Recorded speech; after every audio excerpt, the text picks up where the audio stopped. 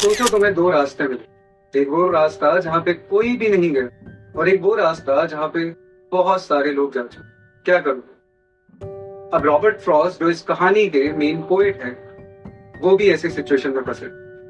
इस कहानी का नाम है the road not taken. Robert Frost बताते हैं कि एक दिन मैं एक जंगल में फंस जाता हूँ। ये समय विंटर्स का होता है और पतझड़ का मौसम चल रहा होता है और सब कुछ अजीब सा जो जंगल है वो येलो वुड्स की तरह लगने लगता है।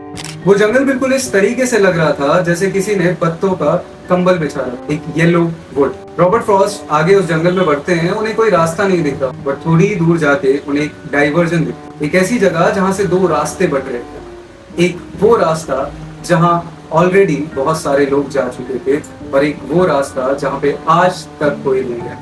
रॉबर्ट फ्रॉस्ट बताते हैं कि मुझे पता कैसे चला इसके बारे में, क्योंकि वो रास्ता जिस पर बहुत सारे लोग जा चुके थे उसकी घास दबी कुचली हुई थी और वो रास्ता जिस पे आज तक कोई नहीं गया था वो बिल्कुल क्लीन था, बिल्कुल एक नया रास्ता लग रहा था, जैसे जस्ट अभी अभी बना हो और अभी अभी नई नवेली घास होगी। और मैं कंफ्यूज हो जाता हूँ, मैं इतना ज्यादा कंफ्यूज हो जाता हूँ, मुझे समझ में नहीं आता। क्योंकि जब जब लाइफ में आपको अपॉर्चुनिटीज मिलती हैं वो हमेशा चॉइसेस में मिलती हैं, या तो ये या तो वो। और रॉबर्ट फ्रॉस्ट भी ऐसे ही हो जाते हैं।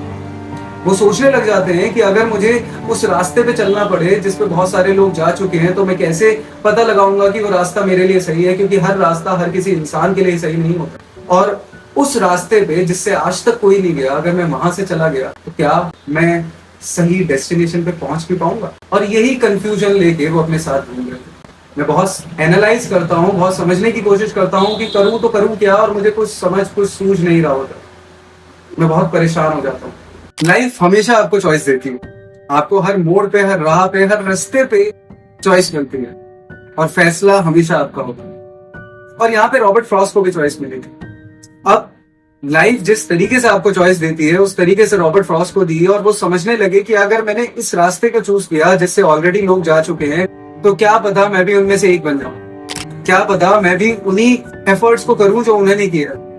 बट मुझे सबकी तरह नहीं बनना, मुझे कुछ अलग बनना। मुझे एक ऐसा रास्ता चूज करना है जो मैं आगे लोगों को गाइड कर सकूं। अगर अगली बार कोई यहाँ पे आए तो वो ये सोच सके कि मुझे किस रास्ते से जाना, उसे मेरी तरह कंफ्यूज ना होना पड़े, उसे पता रहे कि अगर इस वाले रास्ते से कोई गया है तो वो कहाँ पहुंचा और इस वाले रास्ते से कोई गया है तो कहाँ पहुंचा। और मैं बहुत एनालाइज करता हूँ, मैं अपनी लाइफ से कंपेयर करता हूँ। मैं सोचता हूँ कि अगर जीवन में आपको प्रोफेशन चूज करना पड़े तो आप क्या करोगे? आप उसे चूज करोगे जो ऑलरेडी आपके परिवार वाले, आपके रिश्तेदार कर रहे हैं, या उसे जो आप बचपन से करना चाहते थे, जो आपका पैशन? अब सवाल हर किसी के साथ यही है और जवाब किसी के पास नहीं। बट रॉबर्ट फ्रॉस्ट इससे कुछ अलग करते हैं और वो सोचते हैं कि यार जब लाइफ आपको चॉइस दे रही है तो आप एक चॉइस बात के लिए रखो और आज अपने मन की चुनो। और मैं भी यही करता हूँ, मैं उस रास्ते को चुनता हूँ जिसपे से आज तो कोई नहीं गया और उस रास्ते से चल के अपने लिए एक अलग जगह बनाना चाहता हूँ।